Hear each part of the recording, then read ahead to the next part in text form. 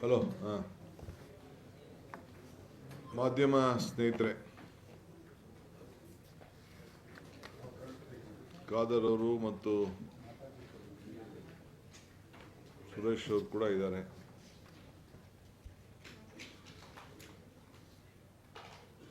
ಸುಮಾರು ನಿನ್ನೆಯಿಂದ ವಿಧಾನಸಭೆ, ವಿಧಾನ ಪರಿಷತ್ತು ಮತ್ತು ನನ್ನ ಎಲ್ಲ ಸಹೋದ್ಯೋಗಿಗಳ ಜೊತೆಯಲ್ಲಿ ನಾನು, ನನ್ನ ಡೆಪ್ಟಿ CM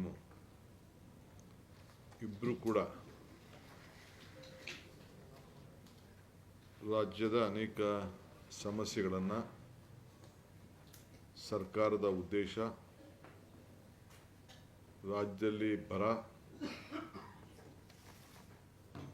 ಬರಗಾಲದಲ್ಲಿ ಮತ್ತು ನೀರಾವರಿ ಯೋಜನೆಗಳಿಗೆ ಈ ಡ್ಯಾಮ್ಗಳನ್ನ ತುಂಬದೇ ಇರೋದಕ್ಕೆ ರೈತರಿಗೆ ಆಗ್ಬೋದಂಥ ಸಮಸ್ಯೆ ಮತ್ತು ಅವರ ಕ್ಷೇತ್ರದ ಅಭಿವೃದ್ಧಿ, ಸರ್ಕಾರದ ಹೊಸ ಕಾರ್ಯಕ್ರಮಗಳು ಮತ್ತು ಫಲಾನುಭವಿಗಳಿಗೆ ಯಾವ ರೀತಿ ಗ್ಯಾರಂಟಿ ಯೋಜನೆ ಫಲಾನುಭವಿಗಳಿಗೆ ಯಾವ ರೀತಿ ಹೊಸದಾಗಿ ನಾವು ಪರಿಷ್ಕರಣೆ ಮಾಡ್ತಾ ಇದ್ದೀವಿ, SIR ವಿಚಾರ, ಪ್ರಜಾಸೇವೆ ಇಲಾಖೆ ಯಾವ ರೀತಿ ಇರ್ತದೆ, ಸೊ ಕಡೆಯ ವ್ಯಕ್ತಿ ಕೂಡ ನಮ್ಮ ಸರ್ಕಾರ ಯಾವ ರೀತಿ ಸಹಾಯ ಮಾಡಬೇಕು, ಆಮೇಲೆ KGF ಗಣಿಗಾರಿಕೆ ಜೀವನ ಯಾವ ರೀತಿ ವಾಪಸ್ ತೆಗೆದುಕೊಳ್ಬೇಕು ಮತ್ತು ITI ಜಮೀನನ್ನು ಸರ್ಕಾರ ಹರಾಜಾಗ್ತಾ ಇದನ್ನ ವಾಪಸ್ ನಾವು ಯಾವ ರೀತಿ ಕೇಳಬೇಕು ಮತ್ತು ವಿಶೇಷವಾಗಿ ಮಲೆನಾಡಿನಲ್ಲಿ ಮತ್ತು ಕರಾವಳಿ ಜಿಲ್ಲೆಗಳಲ್ಲಿ ಕಸ್ತೂರಿ ರಂಗನ್ ವರದಿ ಆಧರಿಸಿ ಕೇಂದ್ರ ಸರ್ಕಾರದಿಂದ ಬಂದಂಥ ಒಂದು ಅಬ್ಜೆಕ್ಷನ್ಗೆ ನಮ್ಗೆ ಆಗ್ತಾ ಇರೋಂಥ ಅನ್ಯಾಯದ ಬಗ್ಗೆ ಎಲ್ಲ ವಿಚಾರಗಳನ್ನು ಈಗಾಗಲೇ ನಾವು ಶಾಸಕರ ಹತ್ರ ಅಭಿಪ್ರಾಯವನ್ನು ಕೇಳಿದ್ದೇನೆ.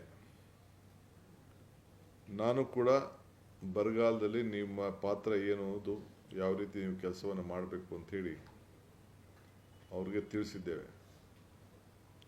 ಈಗಾಗಲೇ ಸುಮಾರು 100ಕ್ಕೂ ಹೆಚ್ಚು ತಾಲೂಕುಗಳನ್ನು ಸದ್ಯದಲ್ಲೇ ಇವತ್ತು ನಾಳೆನೋ ನಮ್ಮ ರೆವಿನ್ಯೂ ಮಿನಿಸ್ಟ್ರು ಈಗೇನು ವರದಿ ಬಂದಿದೆ ಆ ವರದಿ ಬಂದದ್ದನ್ನು ಅವರು ಘೋಷಣೆಯನ್ನು ಮಾಡ್ತಾರೆ. ಮಿಕ್ಕಿದ್ದು ಇನ್ನೊಂದು ರೌಂಡು ಡ್ರೌಟಿಂಗ್ ಆದಮೇಲೆ ಆ ಕಾಲ ತಕ್ಕಂತೆ ಸರ್ಕಾರ ನಿರ್ಧಾರವನ್ನು ಮಾಡ್ತದೆ. ಅದಾದ ಮೇಲೆ ನಾವು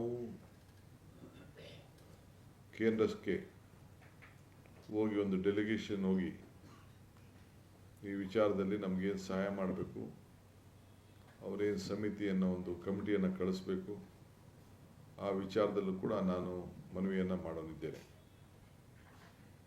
ಸೊ ಭಾಳ ಜನ ಶಾಸಕರೆಲ್ಲ ನಮ್ಮ ಕಾರ್ಯಕ್ರಮ, ನಮ್ಮ ಯೋಜನೆಗಳು, ಹೊಸ ಚಿಂತನೆಗಳು ಇವೆಲ್ಲ ನೋಡಿ ಭಾಳ ಸಮಾಧಾನಕರವಾಗಿ, ಭಾಳ ಆತ್ಮವಿಶ್ವಾಸದಿಂದ ನಾವು ಹೆಜ್ಜೆ ಇಡ್ತಾ ಇದ್ದೇವೆ ಅನ್ನೋದನ್ನು ಹೇಳಿ ಅವರು ನಿರ್ಗಮಿಸಿದ್ದಾರೆ. ಪ್ರಜಾಸೇವೆ ಇಲಾಖೆ ಮುಖಾಂತರ, ಪ್ರಜಾಸೇವೆ ಇಲಾಖೆ ಅಂದರೆ ಒಂದು ಹೊಸ ಡಿಪಾರ್ಟ್ಮೆಂಟ್ನೇ ರಚನೆ ಮಾಡ್ತಾ ಇದ್ದೀವಿ. ACS ಅದಕ್ಕೆ ನನ್ನ ಕೆಳಗಡೆ, ಆ ಇಲಾಖೆ ಕೆಳಗಡೆ ಕೆಲಸ ಮಾಡ್ತಾರೆ. ಪ್ರತಿ ಮಂತ್ರಿ ತಿಂಗಳಿಗೆ 2 ದಿನ, ಮೊದಲನೇ ಶನಿವಾರ ಮತ್ತು 3ನೇ ಶನಿವಾರ ಆ ಜಿಲ್ಲೆಯ ವಿಧಾನಸಭಾ ಕ್ಷೇತ್ರಕ್ಕೆ ಹೋಗಿ ಭೇಟಿ ಕೊಟ್ಟು ಸಾರ್ವಜನಿಕರ ಅಹವಾಲನ್ನು ಸ್ವೀಕಾರ ಮಾಡಿ ಆ ಸಮಸ್ಯೆಗಳನ್ನು ಬಗೆಹರಿಸಲಿಕ್ಕೆ ಮತ್ತು ಅಲ್ಲೇ ಕೆಲವು ಏನಾದರೂ ಕಾನೂನು ಚೌಕಟ್ಟಿನಲ್ಲಿ ನಿರ್ಧಾರವನ್ನು ಮಾಡಿ ಸಹಾಯ ಮಾಡಲಿಕ್ಕೆ ಸಾಧ್ಯ ಅನ್ನೋ ಒಂದು ಸಭೆಗಳನ್ನು ನಡೆಸಿ ಜನರ ಸಮಸ್ಯೆಯನ್ನು ಕೇಳಲಿಕ್ಕೆ ಎಲ್ಲ 224 ಕ್ಷೇತ್ರಕ್ಕೂ ಕೂಡ ಭೇಟಿ ಕೊಡಬೇಕು ಅಂತ ಹೇಳಿದ್ದೇವೆ. ಇದಾದ ಮೇಲೆ ಸೊ ಹೋಬಳಿ ಮಟ್ಟಕ್ಕೂ ಕೂಡ ಆ ಮಂತ್ರಿಗಳು ಅದೇ ರೀತಿ ರೌಂಡಾಗಿ ಎಲ್ಲ ಕಡೆನೂ ನೆಕ್ಸ್ಟು 18 ತಿಂಗಳು ಆ ಕಾರ್ಯಕ್ರಮವನ್ನು ರೂಪಿಸಬೇಕು ಅಂತ ತಿಳಿಸಿದ್ದೇವೆ. ನಮ್ಮ ಶಾಸಕರು ಅವರು ಮಂತ್ರಿ ಹೋದ ಮೇಲೆ ಪಂಚಾಯಿತಿ ಮಟ್ಟದಲ್ಲೂ ಕೂಡ ಆ ಜನ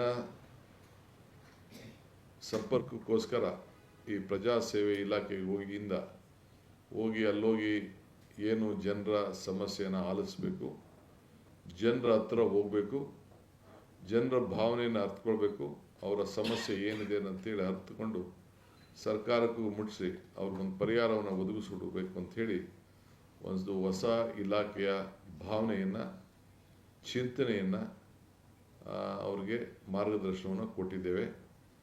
ಸೊ ಅದು ಕೂಡ ಆದಷ್ಟು ನಾವು ಪರಿಹಾರವನ್ನು ಕಂಡುಹಿಡಲಿಕ್ಕೆ ಮತ್ತು ಜನರ ವಿಚಾರಗಳು ಏನಿದೆ ಅದು ಕೂಡ ಸರ್ಕಾರಕ್ಕೆ ಆಗಾಗ ನಮ್ಮನ್ನು ಭೇಟಿ ಮಾಡುವಂಥ ಸಂದರ್ಭದಲ್ಲಿ ಜನರ ಭಾವನೆಯನ್ನು ಕೂಡ ತಿಳಿಸಬೇಕು ಅಂಥೇಳಿ ಅವ್ರಿಗೆ ಮಾರ್ಗದರ್ಶನವನ್ನು ಕೊಟ್ಟಿದ್ದೇವೆ.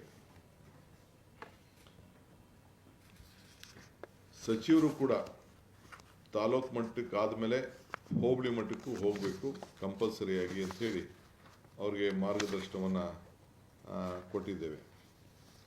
ಇದಲ್ಲದೆ SIR ವಿಚಾರ ಈಗಾಗಲೇ ಪ್ರಾರಂಭ ಆಗಿದೆ. ತಮಗೀಗಾಗಲೇ ಗೊತ್ತಿದೆ, ಸುಮಾರು 1 ಕೋಟಿಗೂ ಹೆಚ್ಚು ವೋಟರ್ ಲಿಸ್ಟಲ್ಲಿ ಇಲ್ಲ. ಸೊ ಈಗ ನಾವು ಸರ್ಟಿಫಿಕೇಟನ್ನು ಕೊಡ್ತಾ ಇದ್ದೇವೆ, ಪರ್ಮನೆಂಟ್ ರೆಸಿಡೆನ್ಸಿ ಸರ್ಟಿಫಿಕೇಟು ಮತ್ತು ಜಾತಿ ಪ್ರಮಾಣ ಪತ್ರ ಅದನ್ನು ಒದಗಿಸ್ಕೊಡ್ತಾ ಇದ್ದೇವೆ. ಅವ್ರಿಗೇನಾದ್ರು ಬೇಕು ಅಂತಂದರೆ ಜನರಿಗೆ ಸಹಾಯ ಮಾಡಬೇಕು. ನಾನು ಎಲೆಕ್ಷನ್ ಕಮಿಷನ್ಗೆ ಎಲ್ಲ ಪಂಚಾಯತಿಗಳಲ್ಲೂ ಕೂಡ ಎಲ್ಲ ಊರುಗಳಲ್ಲೂ ಕೂಡ ಎಲ್ಲೆಲ್ಲಿ ಆ ಬೂತ್ ಇದೆ ಆ ಬೂತ್ನಲ್ಲಿ ಸಭೆ ನಡೆಸಿ ನೀವು ವೋಟರ್ ಲಿಸ್ಟ್ನ ಪಬ್ಲಿಷ್ ಮಾಡಬೇಕು.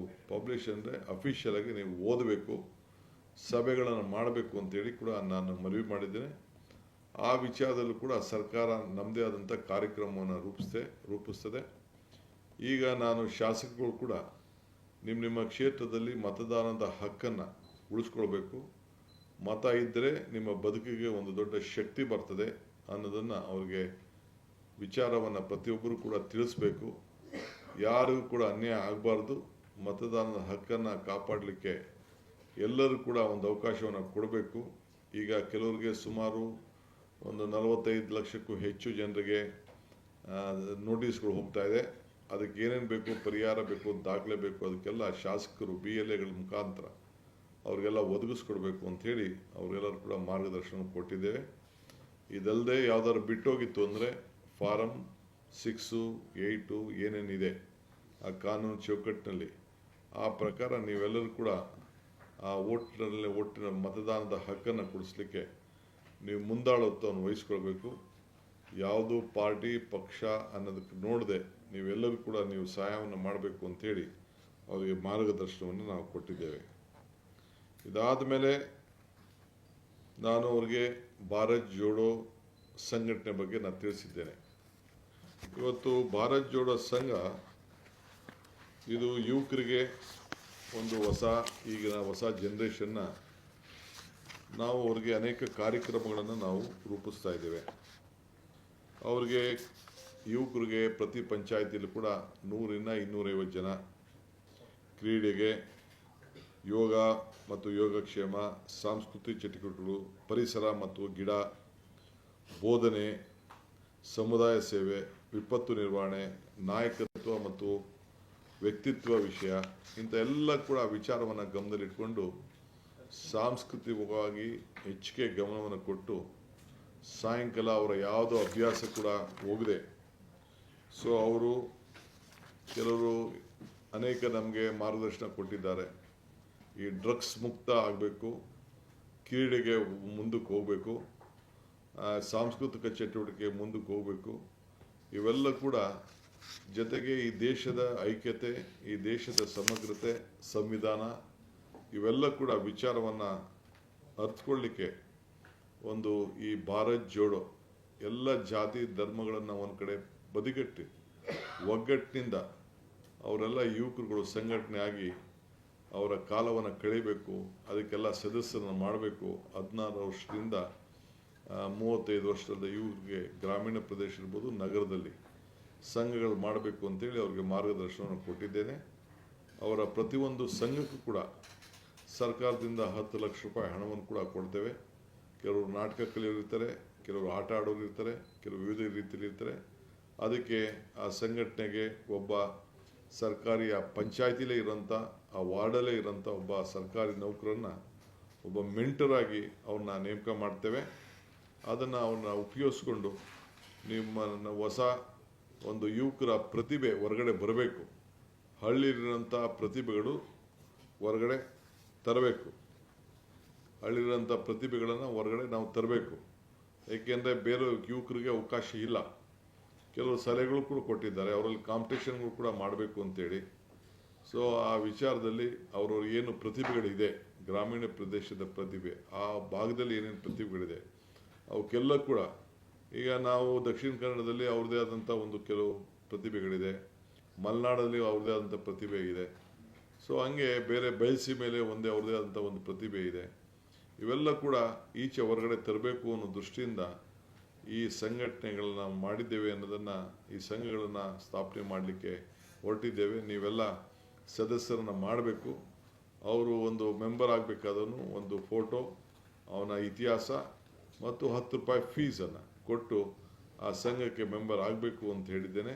ಪ್ರತಿ ಪಂಚಾಯತಿಗೆ ಕನಿಷ್ಠ 100 ಜನರು ಇರಬೇಕು. 100 ಜನ ಇಲ್ಲ ವಾರ್ಡ್ಗೆ, ಅದಕ್ಕೊಂದು ಜನಸಂಖ್ಯೆ ಆಧಾರ ನಿರ್ಧಾರ ಮಾಡಿದ್ದೇನೆ. ಪಟ್ಟಣ ಪಂಚಾಯತಿಗೆ ಎಷ್ಟು, CMCಗೆ ಎಷ್ಟು, ನಗರಸಭೆಗಳಿಗೆ ಎಷ್ಟು, ಕಾರ್ಪೊರೇಷನ್ಗೆ ಎಷ್ಟು ಅಂಥೇಳಿ ಒಂದು ಜನಸಂಖ್ಯೆ 10,000 ಜನಸಂಖ್ಯೆ ಕಾರ್ಪೊರೇಷನ್ ಏರಿಯಾಲಿ, ಪಟ್ಟಣ ಪಂಚಾಯತಿಲಿ ಒಂದು 4,000 6,000 ಈ ರೀತಿ ಒಂದು ಗೈಡ್ಲೈನ್ಸ್ ಇದೆ. ಆ ಗೈಡ್ಲೈನ್ ಪ್ರಕಾರ ಆ ವ್ಯಾಪ್ತಿಯಲ್ಲಿ ತಾವು ಮಾಡಬೇಕು ಅಂಥೇಳಿ ನಾನು ಅವ್ರಿಗೆ ಮಾರ್ಗದರ್ಶನವನ್ನು ಕೊಟ್ಟಿದ್ದೇನೆ. ಸೊ ಅದರಿಂದ ಏನೇನು ಅನುಕೂಲ ಆಗ್ತದೆ ಅಂತ ಕೂಡ ವಿವರವನ್ನು ಅವ್ರಿಗೆಲ್ಲ ತಿಳಿಸಿದ್ದೇನೆ. ಸೊ ಎಲ್ಲರೂ ಕೂಡ ಖಂಡಿತ ನಾವು ಮಾಡ್ತೇವೆ ಅಂಥೇಳಿ ಹೋಗಿದ್ದಾರೆ. ವಿಶೇಷವಾಗಿ no to drugs, yes to sports. No to drugs, yes to ನಮ್ಮ ಸಾಂಸ್ಕೃತಿಕವಾದಂಥ ಚಟುವಟಿಕೆಗಳಿಗೆ, ನಮ್ಮ ಅನೇಕ ಚಟುವಟಿಕೆಗಳಿಗೆ, ಪರಿಸರ ಒಳಗೊಂಡಂತೆ ಇವೆಲ್ಲ ಕೂಡ ಕಾರ್ಯಕ್ರಮವನ್ನು ಮಾಡಬೇಕು ಅಂಥೇಳಿ ಅವ್ರಿಗೆಲ್ಲ ಮಾರ್ಗದರ್ಶನವನ್ನು ಕೊಟ್ಟಿದ್ದೇವೆ. ಸೊ ಅವ್ರಿಗೆ ಇಷ್ಟು ದಿನ ಟ್ರಯಲಾಗೆ ನಾವು ಆನ್ಲೈನ್ ಇಟ್ಟಿದ್ದು, ಈಗ ಮುಂದಕ್ಕೆ ಆಫ್ಲೈನ್ಗೆ ಅವಕಾಶವನ್ನು ಕೊಟ್ಟು ಮಾರ್ಗದರ್ಶನ ಕೊಟ್ಟು ಮಾಡಿದ್ದೇವೆ. ಈಗ ಆನ್ಲೈನಲ್ಲೇ ಸುಮಾರು 7 ಲಕ್ಷ ಜನ ಮೆಂಬರ್ಶಿಪ್ಪನ್ನು ತೆಗೆದುಕೊಂಡಿದ್ದಾರೆ. ಒಂದು ಸತಿ ಮೆಂಬರ್ಶಿಪ್ ಆದಮೇಲೆ ಆ ಪಂಚಾಯತಿ ವ್ಯಾಪ್ತಿಯಲ್ಲಿ, ಆ ವಾರ್ಡಲ್ಲಿ, ಆ ವಾರ್ಡ್ ಹೆಸರಿನಲ್ಲಿ ಭಾರತ್ ಜೋಡೋ ಯುವ ಸಂಘ, ಅದು ಯುವಕ ಸಂಘ, ಅದು ರಿಜಿಸ್ಟ್ರೇಷನ್ ಆಗ್ತದೆ. ಆಮೇಲೆ ಸರ್ಕಾರದ ಯಾವುದಾದ್ರು ಒಂದು ಶಾಲೆಯಲ್ಲಾಗಲಿ, ಸಮುದಾಯ ಭವನದಲ್ಲಾಗಲಿ, ಇಲ್ಲ ಅಂತ ಯಾರ್ದಾದ್ರು ರೆಕಗ್ನೈಸ್ಡ್ ಶಾಲೆಗಳಲ್ಲಾಗಲಿ, ಅಲ್ಲಿ ಸಭೆಗಳನ್ನು ಯಾವತ್ತೂ ಅವರು ನಿಗದಿ ಮಾಡ್ತಾರೋ, ವಾರಕ್ಕೆ ಒಂದಿನೋ 15 ಒಂದಿನೋ ನಿಗದಿ ಮಾಡಿ ಅವ್ರ ಕಾರ್ಯಕ್ರಮವನ್ನು ರೂಪಿಸ್ತಾರೆ. ಇದಕ್ಕೀಗಲೇ ನಾವು ಹಣವನ್ನು ಕೂಡ ಅದಕ್ಕೆ ಒಂದು ಪಂಚಾಯತಿಗೆ ಅಲ್ಲಿ ಒಂದು ವಾರ್ಡ್ಗಾಲಿ 10 ಲಕ್ಷ ಕೊಡಬೇಕು ವರ್ಷಕ್ಕೆ ಅಂತೇಳಿ ನಿಗದಿ ಮಾಡಿದ್ದೇವೆ. ಸೊ ಇದು ಕೂಡ ನಮ್ಮೆಲ್ಲ ಶಾಸಕರಿಗೆ ವಿಚಾರವನ್ನು ನಾನು ತಿಳಿಸಿದ್ದೇನೆ. ಇದಲ್ಲದೆ